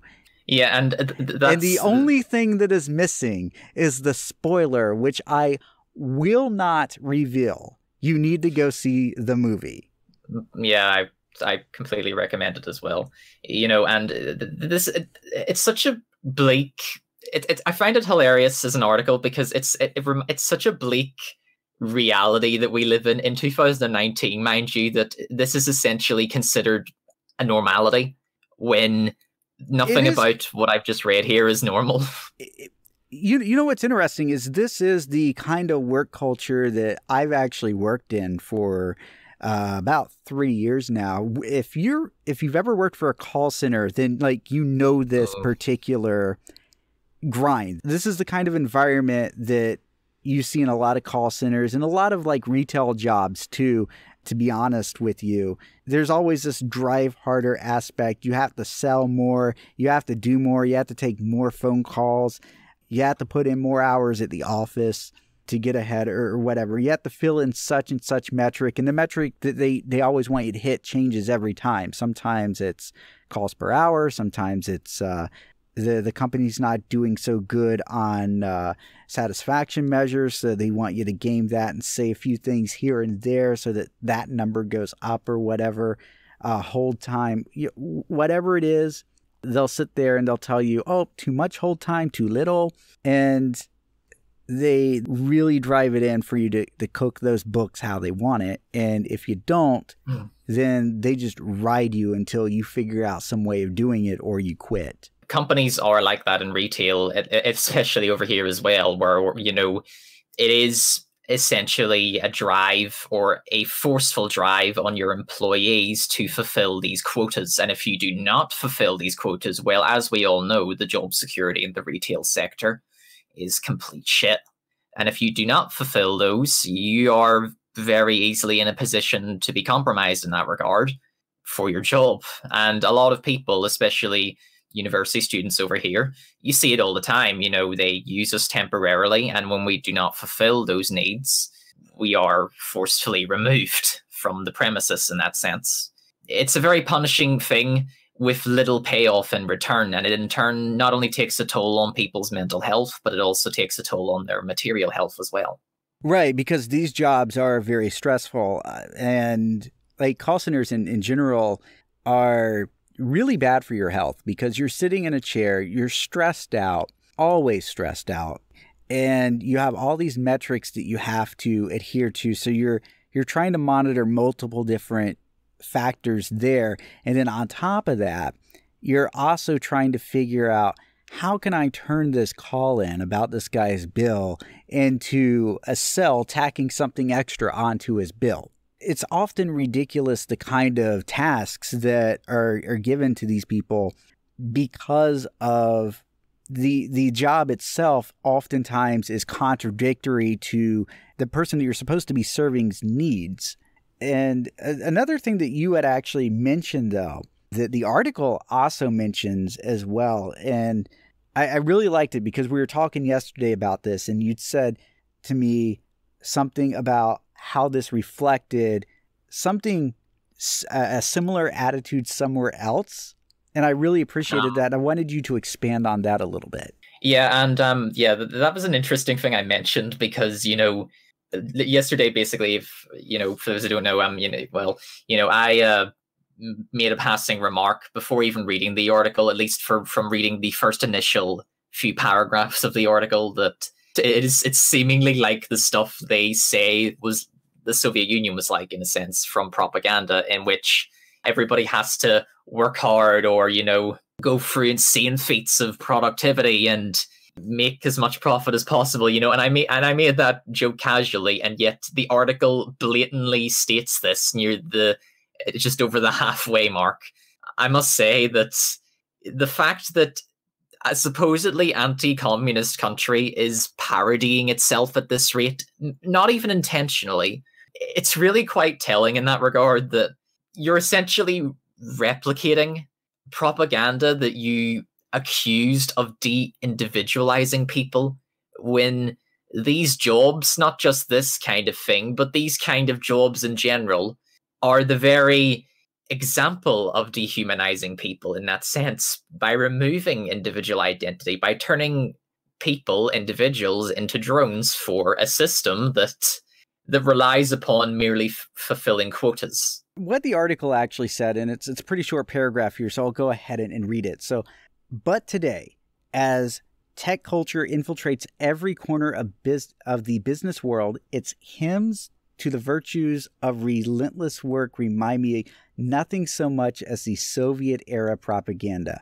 which promised impossible seeming feats of worker productivity to motivate the labor force.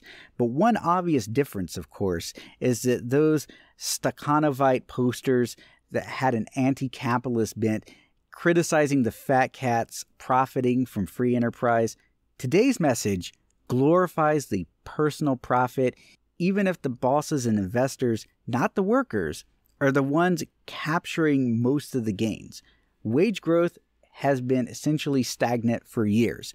And so this whole theme like goes back to it in many ways, to like the State of the Union address, when Trump outright lied about wages being higher than ever when you take into account inflation. And it turns out that wages have remained stagnant since almost the 70s.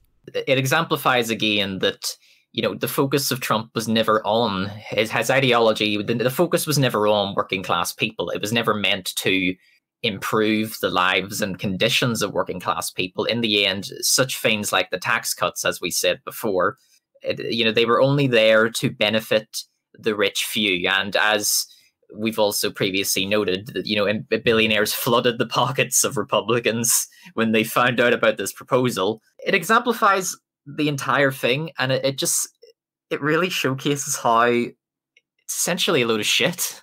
It's very interesting because these companies have done something, honestly, from a propaganda standpoint, it's actually kind of amazing. So these companies have taken this insecurity that millennials and Gen Z has, and that is that we are lazy snowflakes that don't like to work or whatever. And what they have done is they have taken this insecurity and they've used it to make us drive harder and work for less, and essentially just create these companies that have this almost cult-like quality to them when you go to work for them. The working culture is one that's more like a cult than it is anything else. Mm-hmm. And, that's the purpose of it, I feel. I think the purpose of it really is to remove the individuality of young people and to make them complacent with the workplace in that regard, to remove any sense of individuality again. And, that has always been the case of our economic system. It's always interesting because, like, as children, of course, the story and narrative is that we were always told that we were special and whatnot, snowflakes. And now, everybody's upset because snowflakes and special and all that stuff. And so now we have this like pushback from millennials where we don't want that title. And it's interesting because like a lot of millennials that I know, had they known that like every participation trophy that we've ever been given was going to be thrust in our face for the next 20 years, had we had known that, we would have thrown them back at them. Yeah. I didn't want that shit. It was forced on me. I'm sitting there grinning with a freaking participation trophy for doing nothing. You think I'm happy about that? No, I'm not. But you know what? We played along because it was nice to play along. Because you're not going to sit there and be a little shit about it and be ungrateful and unthankful for somebody giving you something, because we were also told not to do that as well. It's a catch-22 here. Yep. These companies are essentially just gaslighting an entire generation into participating in these work cults.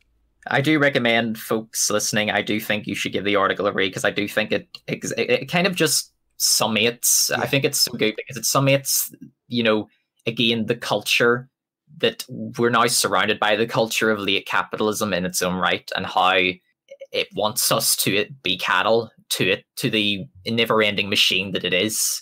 People often don't realize this. They never seem to see it, and I think something like this, it's kind of revealing of that culture and how bad it can actually get if it's not stopped. Right, and the thing is it's not even really needed, and it doesn't really serve to actually create any more productivity. Like it's hitting its limits. It's maxing out, and what we've actually found is that productivity actually gets higher now as people work less because they are being overworked. And there's all sorts of various proposals in place, and really have been since the 60s and 70s, to essentially cut down on the amount of work that everybody has to do because we have that ability now. And historically, that's always been the case. As we have become more productive and more efficient, we have lowered the amount of hours and lowered the work requirements for everybody. Where in the 1800s, it was common for people to work 80 hours a week going into the industrial era because of the amount of work necessitated by those societies to keep them going. And then as time went onwards and as technology improved, as production methods improved, By the 1900s, you're looking at 60 hours per week. And then by the mid-1900s, even as early as the 1920s, in some cases, the working hour was down to what it is now at 40 hours a week. And then in the 1930s, just before World War II hit, they were debating a 30-hour week. In Britain, in the 60s, they actually had a period there where they were working 3 days a week in Great Britain because they ran into issues with their economy, and they decided to actually just cut back the working days to see what would happen. And it turned out that the culture flourished under this period where people were working 3 days a week, and the economy really didn't suffer for it. In fact, they actually had a return on that investment for a good period of time.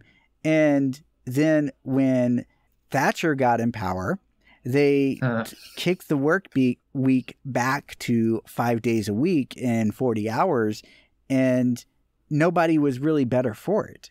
And that's why neoliberalism, folks, in Britain fucked everything up. Yeah, and so the thing is there is other alternatives to this Protestant idea that everybody has to be working all the time. Because historically, before Protestant work ethic was even a thing, work was something to be avoided. The Romans and the Greeks, for instance, if there was some way to avoid work or cut out unnecessary work, they would do it if it was reasonable, because they valued leisure time. Yep, and again, it's been drilled into people for a very long time. In this country, even the Protestant work ethic, particularly in my culture, it is drilled into people quite a bit. It is, we're told constantly that, if you work hard enough, you'll be able to get there in the end. And if you continue working, you will get what you need. But the truth of the matter is, especially in my country now that is suffering from austerity, from benefit cuts, from tax cuts on the rich, and from infrastructure that is essentially falling apart, and then from a crumbling National Health Service, it really signifies the fallacies surrounding this particular ideology, along with how harmful it is. Also, it denigrates the idea that leisure can be productive in and of itself, that somebody can't, through a leisure activity, do something that benefits other people. But plenty of people during their leisure time go out and they volunteer for organizations, they garden, they have hobbies, they do stuff, they go out and see movies, they spend money. Those kind of things also help expand the economy. So in a way, it does actually benefit society. And of course, it's just like right now, I'm doing this show during my leisure time, and I will edit this during my leisure time. And I'm actually doing work. I'm putting out there something that somebody else is going to enjoy. And a lot of other people create great things out there using their leisure time.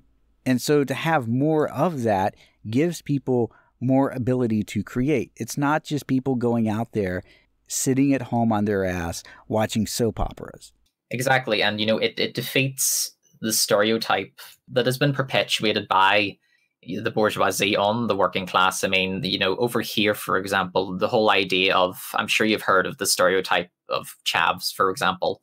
It is a stereotype that was used, historically speaking, by the bourgeoisie to demonize the working class people of London in certain areas because of how they were, and they were described as lazy, as parasites, and as people who leached off a system in order to encourage, to basically encourage. And what it really was just a. We have that even today, but it's just in another form, and what we've described basically indicates that form it is taken. It's taken a more gentle form with a smile, but it's still just as shitty in that sense. People get it all the time, when you work differently, or when you do a lot of your work at home, you're considered lazy, or because you don't sacrifice a lot of your physical and mental health to fulfill an idea of a quote-unquote working man. That's how they divide the working class up. Like, people that work so-called low-skill jobs don't deserve a living wage, for instance. It's essentially keeping the working class divided and fighting amongst each other so that the wealthy can run away with all the profit while we're just arguing over the scraps. Yeah, most definitely. I also think I wanted to point towards as well another article that was quite good by The Guardian, which basically describes a lot of these issues we've been discussing, like the stagnation in wages within the US. Oh, yeah. The article was called Post-Work, the Radical Idea of a World Without Jobs. Very interesting. It had actually all that information about the 3-day work week in Great Britain during the 60s and 70s. And I do highly recommend that because it kind of gives you an insight into the post-work movement, which is a very curious movement. I don't know if I fully agree with it, but there's definitely some great ideas there, specifically about things like leisure and how we spend that time. I'd say go out, give it a read. It's great stuff. But one thing I did want to kind of get at, just as kind of a bit of an afterthought, just looking at what we were talking about with work and with things like the gig economy, like with the WeWork Corporation, is that, and this is a hot take here, and warning, it's very nuclear. I expect to get some hate on this one, but I really do feel that the gig economy in many ways is just the setup, or at least the attempt to, by the bourgeoisie and the labor aristocracy, to create a slave class or a new slave society, and to get around employment laws to do it, because they're claiming that gig workers are not employees. That because there's a computer and an app involved and all this, that somehow it's a totally separate system and it shouldn't be recognized as the same kind of work as having a 9-to-5. You know, you do have a point there, I think. But moving on to our next topic here, now that we've gotten the nuclear takes out the way, teachers in West Virginia are being retaliated against by the Republican Party through the introduction of a new bill, Senate Bill 451. And what Senate Bill 451 does is it very cheekily gives them the 5% raise in the funding for the Public Employees Insurance Agency, but then at the same time, it packs in all sorts of anti-union, anti-education provisions within it. And some of these provisions include things such as the legalization of charter schools, which isn't legal in West Virginia, surprisingly enough, a school voucher system to essentially allow parents to take their children out and put them into the charter school so they don't have to pay tuition, because what the vouchers do is the state gives them a voucher and the voucher goes to the charter school, so that the charter school essentially gets state money, but is not held accountable to state standards. You have the voucher system that they want to use to fund these private schools, and then there's all sorts of penalties on teachers that strike. They want to increase the class sizes. Really, to describe it, it's just a clusterfuck. Just asking from obviously an outsider perspective here as well. I mean, why is there seemingly such a sudden bias, if you will, I guess, if maybe that's not the correct way to describe it, but a bias, if you will, towards private schools in comparison to public schooling? I mean, the reason that we're actually seeing this is that the Koch Foundation, along with other right-wing groups in the United States, have been for decades trying to just privatize everything and place everything under their auspice so that they can, of course, profit off of it. And so Senate Bill 451 is actually a Koch-sponsored agenda. It was the senator that drafted it got assistance from one of the Koch foundations, the many that deal with education, to create this bill. It's just one of many bills right now that's being rammed through at the state level that the Kochs are trying to get passed so that they can essentially have the entire education system privatized, placed under their control, and of course they get a profit on. And indeed, this appears to be happening in a lot of countries with neoliberal aspects as well. I mean, our country is public schools in our country have, of course, had budget cuts as well because of the Tory austerity measures. The schools have been suffering because of that as well. And a lot of other schools, particularly private ones, have been thriving a lot more than our regular public schools. It's a disaster because not only are kids going to school hungry now, because, basically ages ago there was a voucher system for food basically for schools. So kids went into school and used vouchers to get food for lunch and all that. But now kids are going into school and having to pay a lot more for their lunches, or for poor impoverished families, kids are having to go into school without any food in the first place. This has been happening in a lot of neoliberal countries by the look of things, and it's teachers have been striking here a lot as well because of it, but maybe not for the same reasons. And I think a lot of it is also down to the Brexit. I think it's good to see that at least the teachers in West Virginia, they haven't been manipulated by the bill or proposal and are willing to. The teachers unions in the United States are really strong. Just for instance, we have another strike going on in Denver as well with that school system. But the interesting thing, getting back to West Virginia, though, is how this bill is trying to be passed right now. In West Virginia, the state Senate is broken up into various committees, and the committees draft the bills and vote on it before the General Senate actually votes on it. They have a very specific process in which bills come about. And apparently 451 wasn't going to pass the Financial Committee.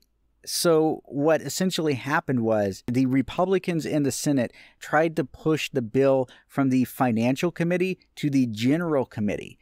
And to tell you how many times this has happened in West Virginian history, it's 3. In the entire state's history. And the last time this happened was in the 1970s. So this is not an activity that normally takes place in the state. And it's a usurping of their democratic process in order to pass what is an anti-union and anti-education bill. It's odd that this comes about with such rarity, if you will, especially when it applies to a lot of the stuff we've been discussing with the anti-socialist sentiment, whether it's in the Senate or whether it's elsewhere. There seems to be this trend in, anti-socialist sentiment in that regard, and you see it a lot, I feel, in your country especially, and in my own. I think that anti-union sentiment, it's important to note because there's again, the other thing is with the alt-right and recent studies on the alt-right last year, there's been an indication that recent reports basically a recent ADL report has indicated, for those who don't know, in the US, every politically motivated murder committed last year was by the hands of right-wing extremists. 50 of these murders were basically committed by political extremists in 2018 alone. This is a 35% increase from 2017. In turn, this would make it the 4th deadliest year for politically motivated killings since the 1970s, and the most violent year since 1995, when Oklahoma had a bombing, basically. Right, the whole thing with Timothy McVeigh. Yeah. I actually remember that day because they pulled us out of class into the playground, told us something happened, and that our parents would tell us when we got home. That's the kind of stuff they used to do back then. And I think it was because they didn't want any of the teachers to turn on the televisions or anything like that. Not that my classroom had a TV, so... And I mean, it's an interesting way of doing it, but I mean, I think the statistics frightening really because it corresponds with a lot of other data that was released as well. I mean, the FBI, for example, have reported that there is There's also been a 23% increase in religious-based hate crimes in 2018, and a 37% spike in anti-Semitic hate crimes.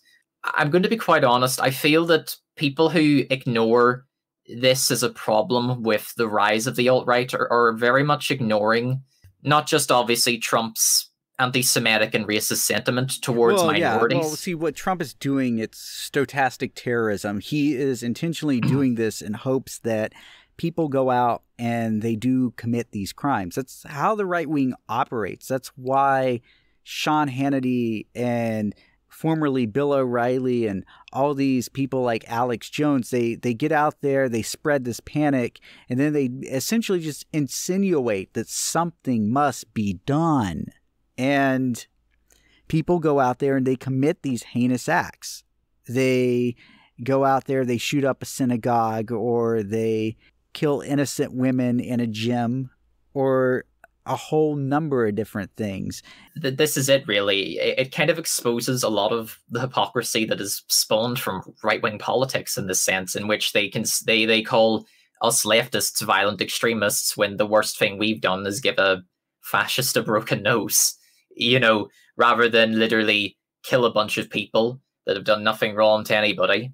That's why community defense is becoming more and more important, because these people are out there, they're violent, they're dangerous, and they're after people in the LGBT community. They're after Jews, they're after blacks, they're after anybody whose skin is darker than a paper bag, pardon the expression, but that is an actual thing for those who are unfamiliar with some of the racist policies that we've had in America. That was a thing at one point. But if we don't get together and defend ourselves, if we're not willing to do that, then it makes it easier for these people to commit these acts of terrorism, and that's what that is. And one thing that actually kind of really accentuates this is the difference between what happened in Portland, Oregon versus Stone Mountain. And of course, in Portland, on the last episode, we had spoken about how Patriot Prayer and the Proud Boys showed up at the IWW Hall and interrupted a DSA meeting. And then it turns out a few days later, actually, and this was after the show had happened, they actually went to a college venue and they shut down another event as well. That was it was a speaking event by a socialist organization there, ISO, and they got that shut down as well. And the campus police colluded with the Proud Boys and Patriot Prayer to get it shut down. So the police were no help at all. Versus the response at Stone Mountain, where armed Antifa groups showed up to match neo-Confederates who were also armed, but also only like a dozen of them showed up. So I guess it really didn't matter. But it still was a great thing to see what was almost 100, if not more, people armed. Just the armed people. There was at least 100 of them.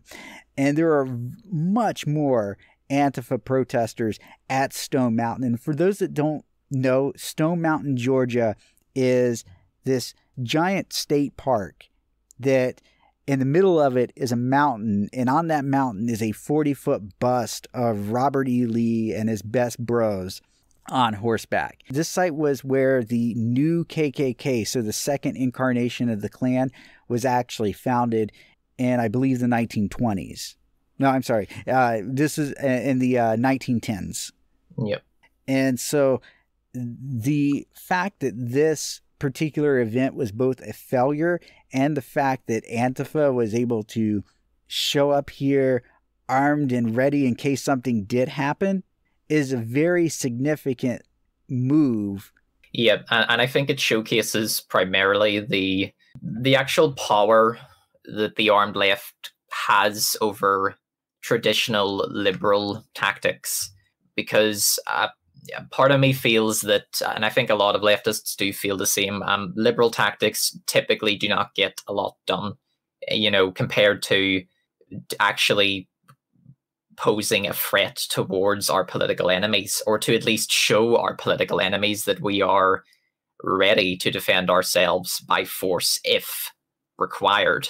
I think that's an important thing to note, because a lot of, I do believe a lot of leftists are still quite hesitant on guns particularly, and the issue with gun violence in your country. But I also think that an armed working class is a lot more effective as a political force rather than a disarmed working class that only follows a strict set of guidelines. I do think the events there certainly indicate that that has a lot more potential than traditional liberal tactics. A gun in and of itself isn't good or bad. It's just a tool. And it's a tool to defend ourselves with. And of course, it can be a tool to harm people with. And it's what we make out of that tool that defines whether or not really if it's good or bad. And there's a lot of bad people out there that have guns. And it is in our interest that we arm ourselves to protect us from those people. Because the truth of the matter is that the police don't have our backs. The police aren't there to protect us, and they won't protect us. And the government's not going to protect us from these people. And they have displayed multiple times that they have no will to do so. It is imperative that we protect ourselves and that we protect our communities. An armed community defense program on the left, an armed regiment, if you will, of leftists, I think is really needed to protect us from these hooligans, if you will, from these people that want to come out and harm us. And these people already have come out and said that they want to kill Antifa. They've literally said this kind of stuff in their YouTube videos and stuff like that. They've given us fair warning. And so we need to take this stuff seriously because they have acted on it. They have went out there and shot up churches. They have went out there and shot up synagogues. They have went out there and shot up gyms full of unarmed women doing yoga. It's been the same everywhere. It's not just been in the US, it's been the same over here as well. Whether it's in Northern Ireland with unionist paramilitaries attacking people who have done essentially nothing, or if it's in England where Labour politicians are being murdered by Tommy Robinson supporters. I mean, Joe Cox is the most infamous example of that, and that honestly wasn't very long ago when that happened. Yeah, and these people are becoming more and more emboldened over time. Every time Trump opens his mouth to say something big, it seems like every other time this happens, there's a mass shooting in this country.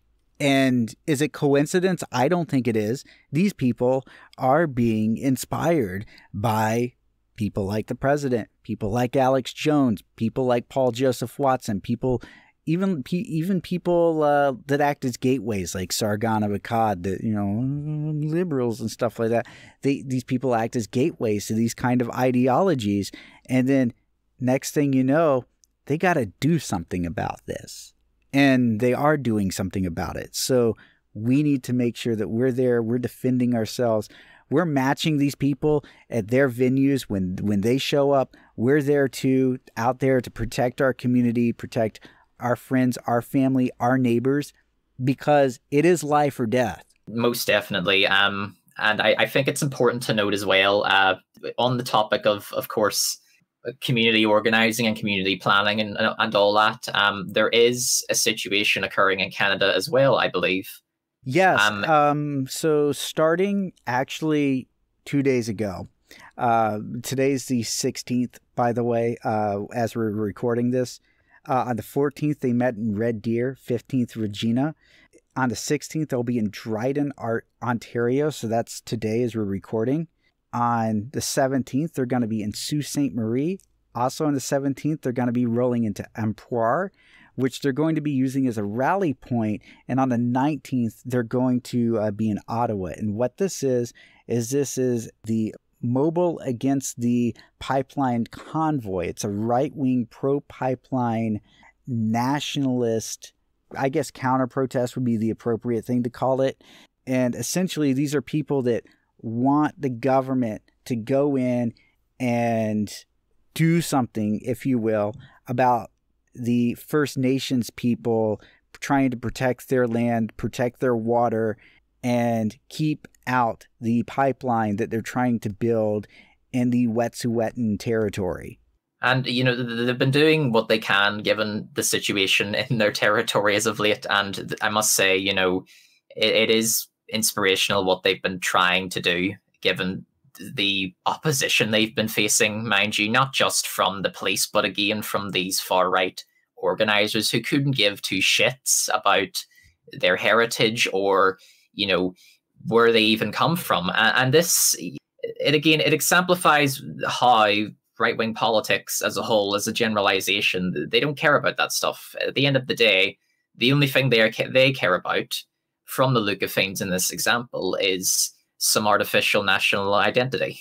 I do think that it is very important that these people be met at their stops. So particularly on the 17th through the 18th in Ampoir and on the 19th in Ottawa, if they're going to be there, we need to be there. Because if they're showing up, we need to show up too. And we need to send the message to them that this is not okay. This is our community.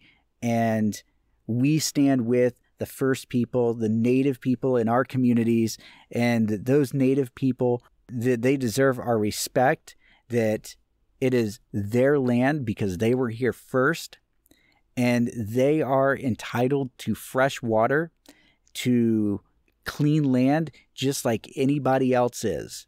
Absolutely. Absolutely. And I think this doesn't just apply to Canada's natives, but natives everywhere. And I think that if we're going to take an anti-imperialist stance as the left, we need to support people that have been, historically speaking, oppressed by colonialism as a whole.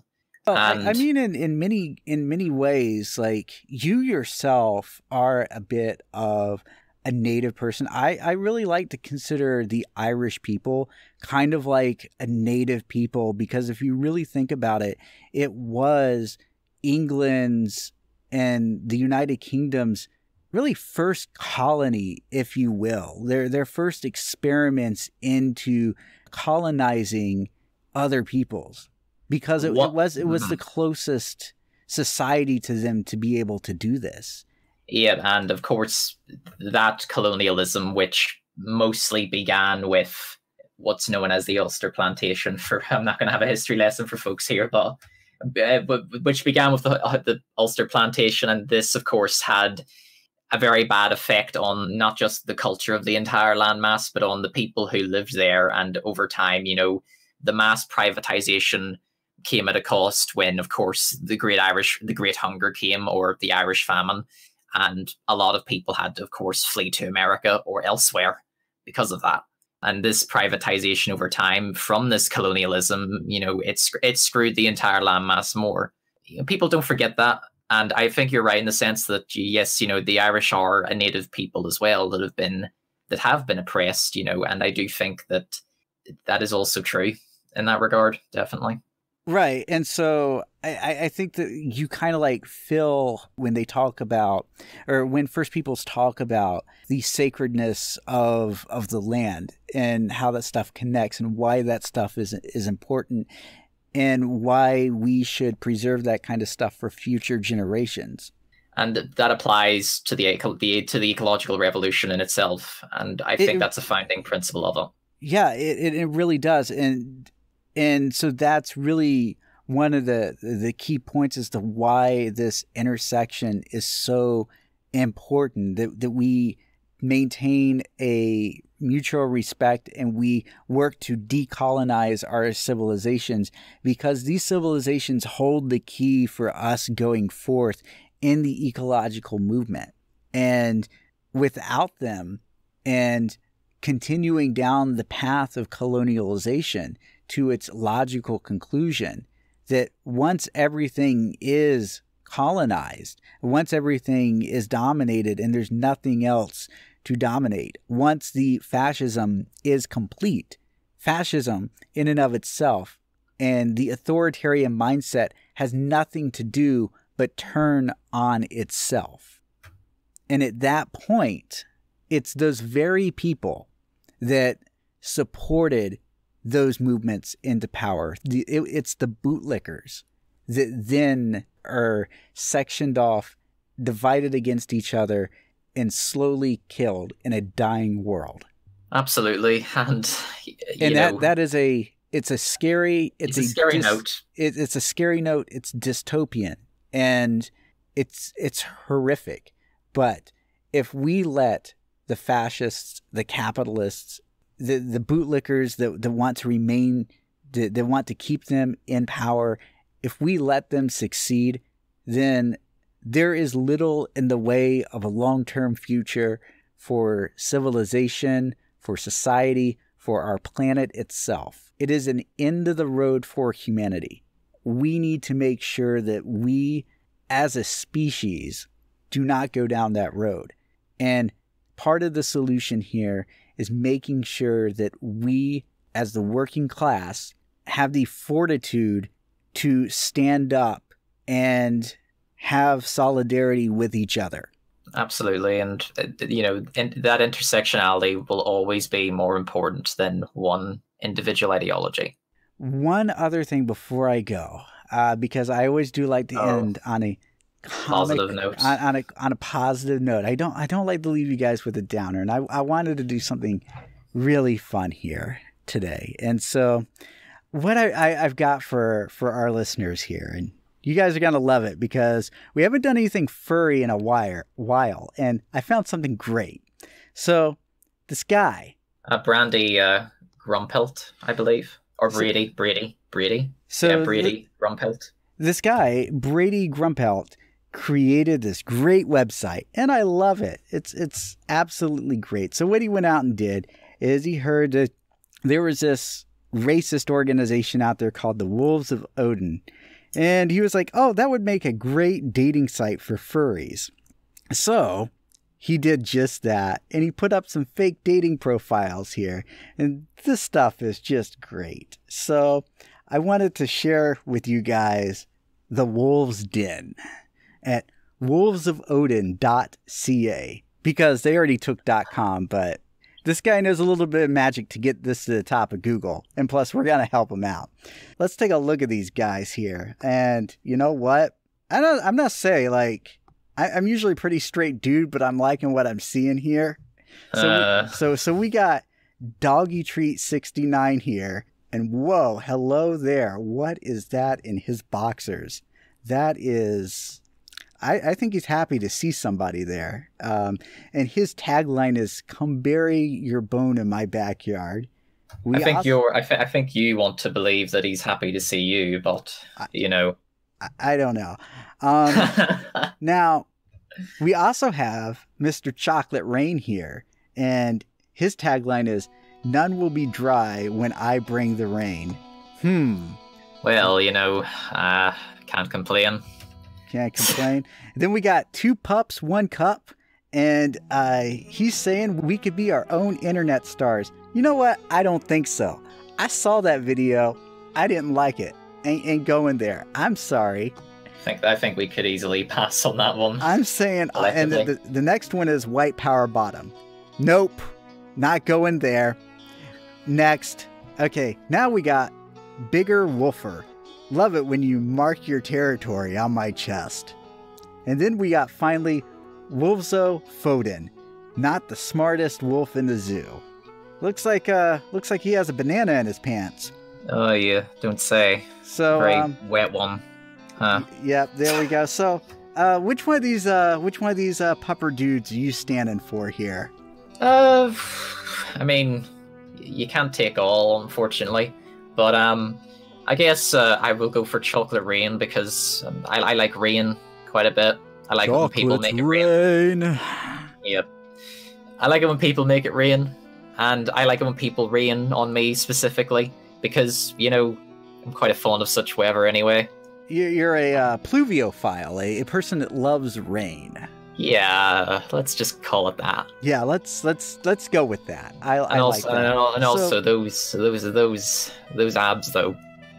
So I'm actually gonna say, and I'm channeling Hims here because I know he likes this too, and he told me, but I'm gonna say of my own volition here, I'm gonna have to go with Bigger Wolfer because I have to say I do like the physique there on that one. I like muscles. I like that aesthetic, and yeah.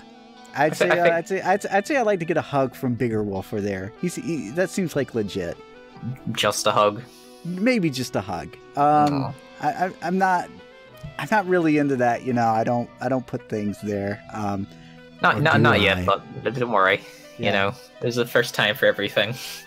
Oh, is that what we're doing tonight? Yeah. I mean, I'm no different. And if you like our show, make sure to like, comment, subscribe. And if you love our content, go to our Patreon, Enceladus1. Follow us on social media. The network is at Enceladus1. Dark Moonpaw, do you have a Twitter?